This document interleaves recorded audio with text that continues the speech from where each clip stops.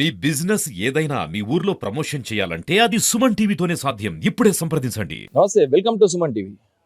నిన్న ఒక రైల్లో వాటర్ బాటిల్ అమ్ముకునే మా వ్యక్తి హత్యకు కూడా గురైనట్టు తెలుస్తుంది. ఇక ఆదాన్ వివరాలు మనం ఒకసారి నిజామాబాద్ పోలీసు ఒకసారి సాయిరెడ్డి గారితో కూడా మాట్లాడి తెలుసుకునే ప్రయత్నం చేద్దాం. సార్ చెప్పండి, నిన్న బాటిల్ అమ్ముకునే వ్యక్తి ఒక హత్యకు గురైంది అని చెప్పి చెప్తున్నారు. అది దేని వల్ల అయింది, అసలు అది ఎట్లా జరిగింది? గుడ్ మార్నింగ్ అండి. నిన్న ఇంటర్సిటీ అక్కోల నుంచి కాచిగూడ పోయే ట్రైన్లో ఒకతను ప్రైవేటు అతీష్ అని చెప్పేసి ఆయన ప్రైవేటు వ్యక్తి బాటలు అమ్ముకొని జీవిస్తాడు.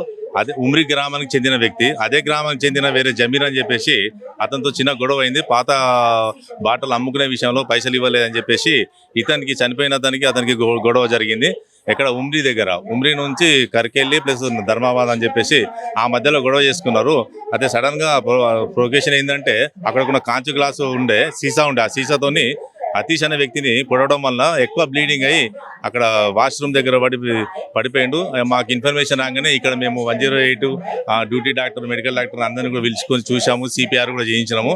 ఆయన చనిపోయిందని ధృవీకరించడం వల్ల మరి ఇన్సిడెంట్ ఇది మహారాష్ట్ర ఏలో జరిగింది కాబట్టి దీన్ని 0 ఎఫ్ఐఆర్ చేసేసి మరి మహారాష్ట్ర పోలీసు వాళ్ళకు పంపించడం జరిగింది. అక్కడ నుంచి వాళ్ళు కూడా వచ్చేసి ఇన్వెస్టిగేషన్ ఈ రోజు స్టార్ట్ చేశారు. అంటే ఇది వాంటెల్లి జరిగిందా లేకపోతే అనుకోకుండా జరిగిన హత్య అని చెప్పవచ్చు? వాంటెడ్ ఏం లేదు కదా, అనుకోకుండా జరిగింది. చిన్న విషయంలో గొడవల వాటర్ బాటిల్ విషయంలో 20 రూపాయల విషయంలో జరిగింది. బాడీని మీరు నాందేవాడ వాళ్ళకి ఇచ్చారా లేకపోతే అది మీ హ్యాండ్ ఓవర్ లోనే ఉందా? ఇప్పుడు ప్రజెంట్ అయితే నిజామాబాద్ గవర్నమెంట్ హాస్పిటల్లో బాడీ ఉంది. వాళ్ళు ఇప్పుడు వచ్చారు, అక్కడ ఇన్స్పెక్టర్ వచ్చారు.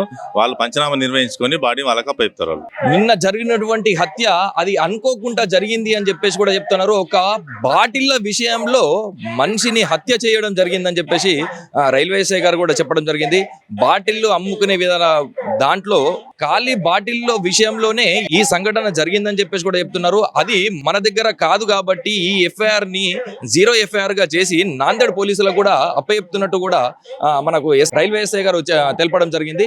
ఇక నాందేడ్ పోలీసు వాళ్ళు కూడా వాళ్ళు రావడం జరిగింది. వాళ్ళకి కూడా ఈ బాడీని ఇప్పుడు ప్రజెంట్ బాడీ అయితే గవర్నమెంట్ హాస్పిటల్లో ఉందని చెప్పేసి చెప్తున్నారు.